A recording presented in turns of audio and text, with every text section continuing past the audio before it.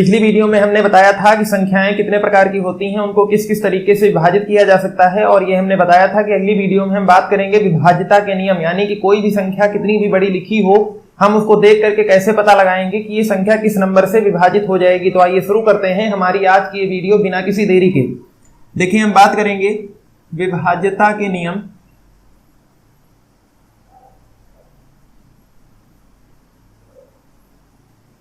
विभाज्यता के नियम में सबसे पहले हम देखते हैं 2 से विभाज्यता का क्या नियम है। 2 से विभाज्यता, देखिए 2 से विभाज्यता में क्या होता है कि कोई भी संख्या अगर लिखी हुई है तो उसके लास्ट का जो डिजिट है वो क्या होना चाहिए, लास्ट डिजिट 0, 2, 4, 6, 8 इसमें से कोई भी होगा तो वो नंबर क्या होगा, 2 से विभाजित हो जाएगा। एग्जाम्पल के लिए जैसे दिया गया है 18, तो 18 क्या है, ये 2 से विभाजित है। इसी तरीके से जैसे हमने लिख दिया 64, तो ये भी 2 से विभाजित हो जाएगा। इसी तरीके से कोई भी नंबर 512 लिख दिया, ये भी 2 से विभाजित हो जाएगा। यानी कोई भी नंबर जो है जिसके लास्ट में 0, 2, 4, 6 और 8 दिया गया होता है वो 2 से डिवाइड हो जाता है। अगला हम बात करेंगे 3 से विभाज्यता का नियम।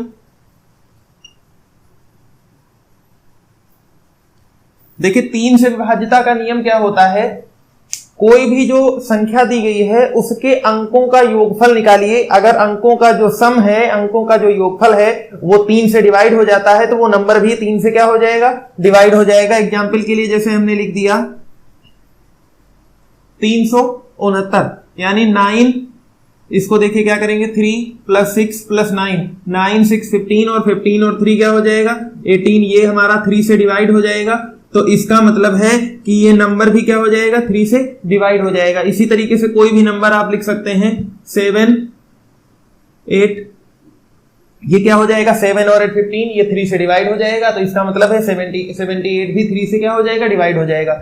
अगला रूल हम बात करेंगे, देखिए थर्ड, देखिए 4 की डिविजिबिलिटी क्या होती है। वैसे तो 4 की डिविजिबिलिटी हमको पहचानना ही नहीं है क्योंकि वो ऑलरेडी 2 से डिवाइड हो चुकी होगी, लेकिन फिर भी अगर हम बात करें 4 से डिविजिबिलिटी की तो लास्ट का जो इकाई और दहाई, ये जो 2 अंक हैं, ये अगर 4 से डिवाइड हो जा रहे हैं तो वो नंबर भी क्या हो जाएगा, 4 से डिवाइड हो जाएगा। तो 4 से विभाज्यता क्या हो जाएगी, देखिए 4 से विभाज्यता जैसे नंबर हमने लिख दिया क्या, 112, 112 लिख दिया। अब लास्ट में क्या आता है, 2 डिजिट में 12 आता है, ये 4 से डिवाइड है, तो इसका मतलब है कि 112 भी क्या होगा, 4 से डिवाइड हो जाएगा। इसी तरीके से 1028 हमने लिख दिया, ठीक है, तो ये जो 28 है लास्ट में, ठीक है, ये क्या होगा, 4 से कट जाएगा, तो इसका मतलब है कि ये 1028 भी 4 से क्या हो जाएगा, कट जाएगा। समझ में आया। नंबर 4 बात करेंगे 5 से विभाज्यता का क्या नियम है। 5 से विभाज्यता, देखिए 5 से विभाज्यता का नियम, कोई भी जो नंबर दिया गया होता है अगर उस नंबर के लास्ट में अंत में उसके 0 हो या फिर 5 हो तो वो नंबर 5 से डिवाइड हो जाता है। यानी कि लास्ट डिजिट क्या होना चाहिए, लास्ट डिजिट 0 हो या फिर 5 हो तो वो नंबर 5 से डिवाइड हो जाएगा। एग्जाम्पल के लिए जैसे हमने लिख दिया 10, लास्ट में क्या है, 0 है, 5 से डिवाइड हो जाएगा। 115 लिख दिया हमने, लास्ट में 5 है, 5 से डिवाइड हो जाएगा। 6025 लिख दिया, लास्ट में 5 है, डिवाइड हो जाएगा। ये जितने भी नंबर देखिए लास्ट में 0, 5 आएगा तभी 5 से डिवाइड होगा, नहीं तो 5 से डिवाइड नहीं होगा। कितना भी बड़ा नंबर हो हम देख करके बता देंगे कि वो 2 से डिवाइड होगा या 3 से डिवाइड होगा या 4 से डिवाइड होगा या फिर 5 से डिवाइड होगा। अब बढ़ते हैं आगे, 6 से क्या डिविजिबिलिटी है। देखिए 6 से विभाज्यता के लिए थोड़ा सा ध्यान देना होगा। 6 के फैक्टर कीजिए तो 6 के फैक्टर में क्या आता है, 2 × 3, यानी कि ऐसा नंबर जो 2 से भी डिवाइड हो जाए और 3 से भी डिवाइड हो जाए वो नंबर 6 से डिवाइड हो जाएगा। अब 2 से डिवाइड के रूल ऊपर पढ़ चुके हैं आप लोग, 3 से डिवाइड के रूल भी ऊपर पढ़ चुके हैं, तो यानी कि 2 और 3 की विभाज्यता हम चेक कर लेंगे। अगर ये दोनों नंबरों से डिवाइड हो रहा है तो इसका मतलब है 6 से भी क्या होगा, डिवाइड होगा। समझ में आई बात।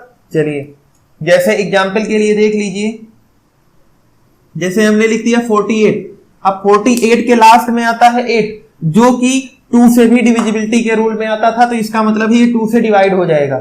इन दोनों को ऐड करेंगे तो 4 और 8 क्या हो जाएगा 12, और 12 3 से डिवाइड है, तो इसका मतलब है कि ये नंबर जो होगा वो 2 और 3 दोनों से डिवाइड है, तो 6 से भी क्या होगा डिवाइड होगा।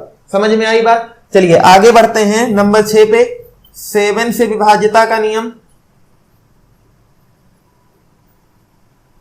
7 से विभाज्यता का नियम देखिए क्या होता है, कोई भी जो नंबर लिखा हुआ है उसके जो लास्ट का डिजिट होता है यानी जो इकाई का अंक होता है उसका आप दोगुना कर दीजिए। क्या कर दीजिए? इकाई के अंक का दोगुना करके, और फिर जो बाकी संख्या बची हो उसमें से घटा दीजिए, उसमें से माइनस कर दीजिए, करके बाकी संख्या से घटाने पर जो संख्या प्राप्त होती है अगर वो 7 से डिवाइड हो रही है तो हमारी वो संख्या भी 7 से क्या होगी डिवाइड होगी। घटाने पर प्राप्त संख्या यदि 7 से विभाज्य है तो वह संख्या भी 7 से विभाज्य होगी। देखिए एग्जाम्पल के लिए देख लीजिए, जैसे हमने लिख दिया 882, 882 के लास्ट में क्या है 2, तो क्या करेंगे हम 2 का डबल कर देंगे, तो 2 का डबल क्या हो जाएगा 4। अब बाकी कितना नंबर बचा 88, तो 88 में से 4 को क्या कर देंगे माइनस कर देंगे, कितना बचेगा 84 बचेगा। अब 84 देखिए 7 से डिवाइड है, तो 80 जब 7 से डिवाइड करेंगे तो 7 1 जा 7 और यहां पे 1 बचा 14 हुआ, 7 2 जा 12, यानी कि 84 पूरा डिवाइड हो गया। तो इसका मतलब है कि ये जो नंबर होगा वो भी क्या होगा 7 से डिवाइड होगा। समझ में आया? 7 की डिविजिबिलिटी समझ में आई? यानी कि जो इकाई का अंक है उसको आप डबल कर दीजिए, बाकी की जो संख्या बचे उसमें से उसको घटा दीजिए, फिर जो संख्या बचे अगर वो 7 से डिवाइड हो रही है तो बाकी पूरी संख्या भी 7 से क्या होगी डिवाइड होगी। समझ में आ गई बात? चलिए अगला बढ़ते हैं 8 से डिविजिबिलिटी। देखिए 8 से डिविजिबिलिटी भी हमें ज्यादा याद करने की जरूरत नहीं है। क्यों नहीं जरूरत है? क्योंकि देखिए जो 8 से डिवाइड होगी वो ऑलरेडी 2 से डिवाइड हो चुकी होगी, वो ऑलरेडी 4 से भी डिवाइड हो चुकी होगी। ठीक है, तो हमें यहां पे आने की जरूरत ही नहीं है। फिर भी अगर हम समझना चाहें तो देखिए 4 से डिवाइड में हमने पढ़ा था कि लास्ट का डिजिट हमारा 2 से डिवाइड होना चाहिए। 4 से डिविजिबिलिटी में हमने पढ़ा कि लास्ट के जो 2 डिजिट हैं वो 4 से डिवाइड होना चाहिए। तो 8 से डिविजिबिलिटी में क्या होना चाहिए कि लास्ट के जो 3 डिजिट हैं वो हमारे क्या होने चाहिए 8 से डिवाइड होने चाहिए, तो पूरा नंबर भी क्या हो जाएगा 3 से डिवाइड हो जाएगा। समझ में आई बात? चलिए आगे बढ़ते हैं 9 की डिविजिबिलिटी।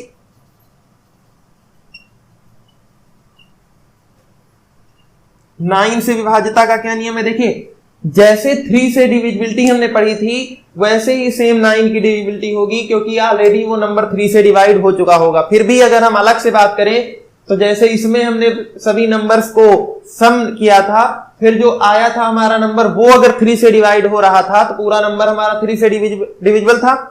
इसी तरीके से इसमें भी हम सम करेंगे, अगर ये नंबर हमारा टोटल जो होगा वो 9 से डिवाइड होगा तो इसका मतलब है कि ये पूरी जो संख्या होगी वो भी क्या हो जाएगी 9 से डिविजिबल। जैसे 72 हमने लिख दिया, 7 + 2 क्या हो जाएगा 9। अब ये 9 से डिवाइड हो जाएगा, 9 1 जा 9, तो इसका मतलब है 72 भी क्या होगा 9 से डिविजिबल होगा। समझ में आ गई बात? बाकी 10 से डिविजिबिलिटी पढ़ने की कोई जरूरत ही नहीं है। लास्ट में 0 होगा तो 10 से डिविजिबल होगा, अगर लास्ट में 0 नहीं होगा तो 10 से डिविजिबल नहीं होगा। उम्मीद करते हैं वीडियो समझ में आई होगी। अगर वीडियो समझ में आई हो तो वीडियो को लाइक कर दीजिए, बाकी लोगों तक भी वीडियो को शेयर कर दीजिए, साथ में चैनल को भी सब्सक्राइब कर दीजिए, बेल आइकन भी प्रेस कर दीजिए ताकि आने वाली वीडियो की नोटिफिकेशन आप तक सबसे पहले पहुंचती रहे। अगली वीडियो में हम बात करेंगे कुछ और महत्वपूर्ण सूत्रों के बारे में, जिससे कि हमारी जो संख्या पद्धति का चैप्टर है वो इजीली सॉल्व हो सके। तीसरी वीडियो के बाद हम फिर एक्सरसाइज की ओर बढ़ेंगे। मिलते हैं अगली वीडियो के साथ, तब तक के लिए टेक केयर।